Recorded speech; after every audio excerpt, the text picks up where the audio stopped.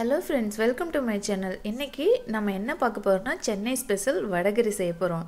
இது வந்து இட்லிக்கு வந்து ரொம்ப சூப்பராக இருக்குங்க. இட்லி பிடிக்காதவங்க கூட இந்த மாதிரி நீங்கள் செஞ்சு சாப்பிட்டிங்கன்னா செமையாக இருக்கும். அதே மாதிரி இது நீங்கள் இந்த மாதிரி வடை செஞ்சு போடலாம், அல்லது வீட்டில் செஞ்ச வடை மீதி இருந்ததுன்னா அதை வச்சு நம்ம இப்போ செய்யலாம். நான் இப்போ வந்து 1/2 கிலோ கடலைப்பருப்பை நல்லா ஊற வச்சு நான் மிக்ஸி ஜாரில் போட்டிருக்கேன். அது கூட ஒரு 10 பல்லு பூண்டு, 1 டேபிள் ஸ்பூன் அளவுக்கு சோம்பு சேர்த்துருக்கேன். அதுக்கப்புறம் ஒரு 5-6 வரமிளகாய் சேர்த்துக்கோங்க.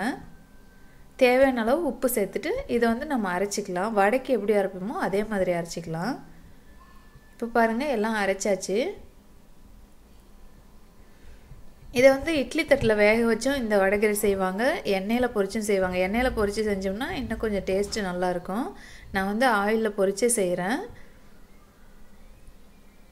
இப்போ பாருங்கள், ஆயில் சூடாயிருச்சு. இப்போ வந்து நம்ம வடையை பொரிச்சு எடுத்துடலாம். வடை வந்து ரொம்ப நல்லா வேகணும்னு அவசியம் இல்லை, ஒரு 1/2 பாயில் வெந்தால் போதும்.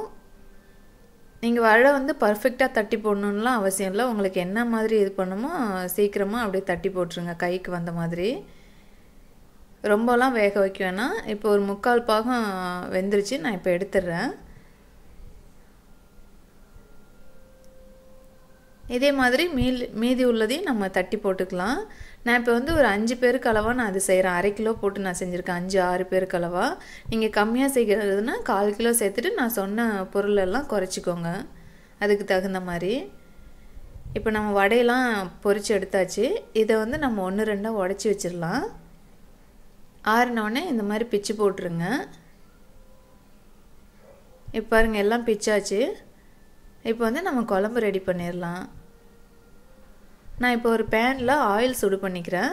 ஆயில் சுடு பண்ணிவிட்டு 2 பட்டை, ஒரு 3 ஏலக்காய், சோம்பு, கிராம்பு இதெல்லாம் போட்டுக்கிறேன். கொஞ்சம் கருவேப்பிலை, ஒரு 2 பெரிய வெங்காயம் கட் பண்ணி சேர்த்துருக்கேன்.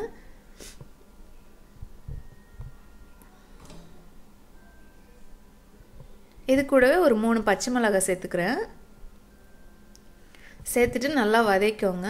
அதுக்கப்புறமா இஞ்சி பூண்டு பேஸ்ட்டு இடித்தது நான் சேர்க்குறேன். ஒரு 1.5 டேபிள் ஸ்பூன் அளவுக்கு நான் சேர்த்துக்கிறேன். ஒரு 4 தக்காளி சேர்த்துக்கிறேன். இதையும் நல்லா கூழ் பதமாக நல்லா வதக்கிக்கோங்க.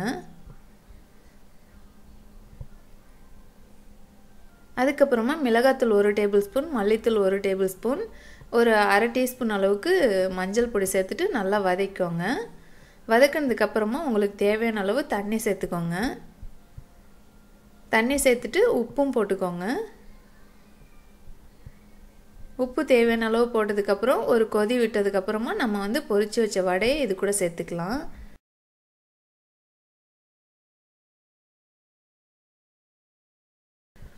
நான் பாருங்கள், தண்ணி வந்து கம்மியாக சேர்த்துட்டேன். அதனால் நான் இன்னும் கொஞ்சம் தண்ணி இது கூட நான் சேர்க்க போகிறேன், இல்லைன்னா ரொம்ப கெட்டியாக இருக்கும்.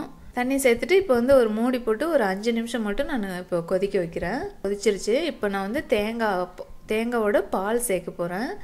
தேங்காய் வந்து அப்படியே நான் அரைச்சி சேர்க்கல, தேங்காவோட பால் வந்து நான் சேர்க்குறேன். ஒரு 1/2 மூடி தேங்காய் அரைச்சி அதோட பால் எடுத்து நான் இது கூட சேர்த்துருக்கேன். ரொம்ப சூப்பராக இருக்குங்க. ட்ரை பண்ணி பாருங்கள். நாளைக்கே காலையில் உங்கள் வீட்டில் ட்ரை பண்ணி பாருங்கள். இட்லி சாப்பிடாதவங்க கூட விரும்பி சாப்பிடுவாங்க.